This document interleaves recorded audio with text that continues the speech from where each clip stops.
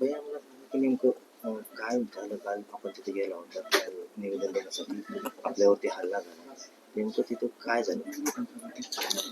काल राष्ट्रवादी काँग्रेस पक्षाचे प्रदेशाध्यक्ष लातूरला आले होते आणि त्यांना आम्ही निवेदन देण्यासाठी गेलो होतो. निवेदन असं होतं की राज्याचे कृषी मंत्री हे अतिशय असंवेदनशील कृषी मंत्री आहेत. त्यांनी या अगोदर शेतकऱ्यांची कर्जमाफीच्या संदर्भात अवहेलना केली होती. त्याच्यानंतर शेतकऱ्यांना माजुरे शेतकरी असा शब्द प्रयोग केला होता आणि काल परवा विधानसभा सुरू असताना सभागृहामध्ये चक्रमीचा डाव त्यांनी खेळत त्या ठिकाणी बसलेला व्हिडिओ आपण सर्वांनी दाखवला. आम्ही म्हणतोय की शेतकऱ्यांचा हिताचा निर्णय घ्यायचा जो मंत्रिमंडळातलं स्थान जे विभाग आहे कृषी खातं, त्या अशा महत्वाच्या पदावर जर असा चुकीचा व्यक्ती बसत असेल तर शेतकऱ्यांनी न्यायाची अपेक्षा कशी ठेवायची?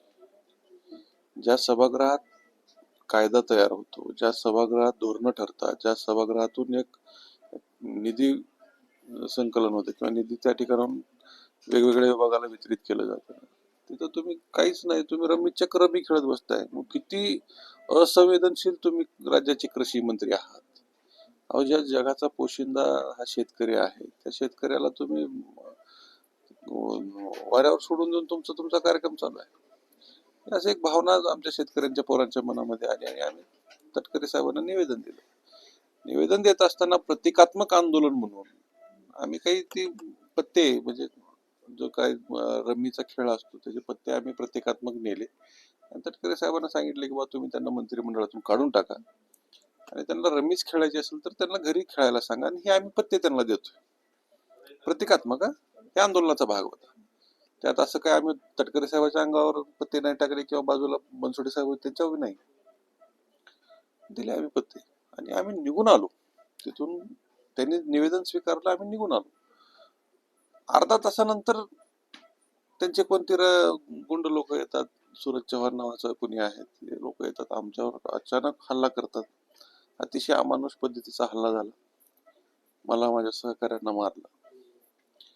म्हणजे काय चाललंय काय?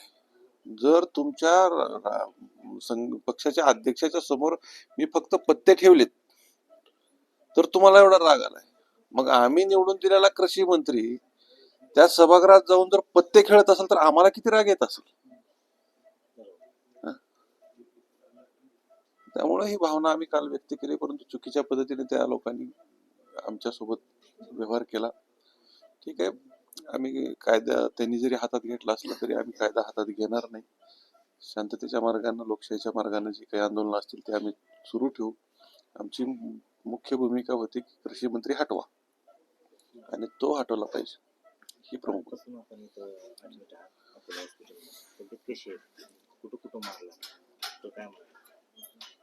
मार तर सगळीकडेच लागलाय, तुम्हीच दाखवलाय. काय मला मी काय माझं मुंडकं खालीच होत, कारण मी स्वतः काहीच बघत नव्हतो. कुठं मार बसतो हे पण मला कळत नव्हतं. 10-15 लोक मला मारत होते. माणूस म्हणजे एखाद्या जनावराला सुद्धा माणूस मारताना विचार करत, त्याच्या पद्धतीने माझ्यासोबत त्या लोकांनी केलं.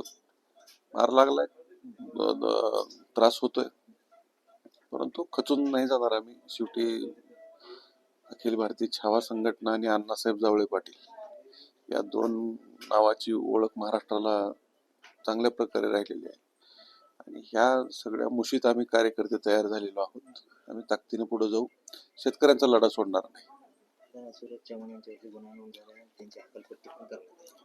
हकालपट्टीचा विषय तो त्याच्या पक्षांतर्गत विषय आहे.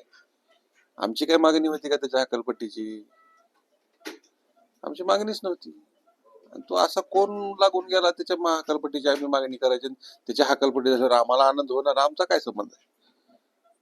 अजित पवारांनी म्हणजे असे मारहाण जर करणारे कार्यकर्ते असतील पक्षात ठेवून त्यांच्यावर कारवाई केली. चांगला आहे दादाच निर्णय, चांगला स्वागत आहे. तसंच अजून एक निर्णय घ्यावा दादानी, कृषी मंत्र्याचा राजीनामा घ्यावा.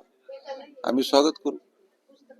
चांगला कृषी मंत्री द्यावा, न पत्ते खेळणारा, न रमी खेळणारा कृषी मंत्री आमच्या राज्याला पाहिजे.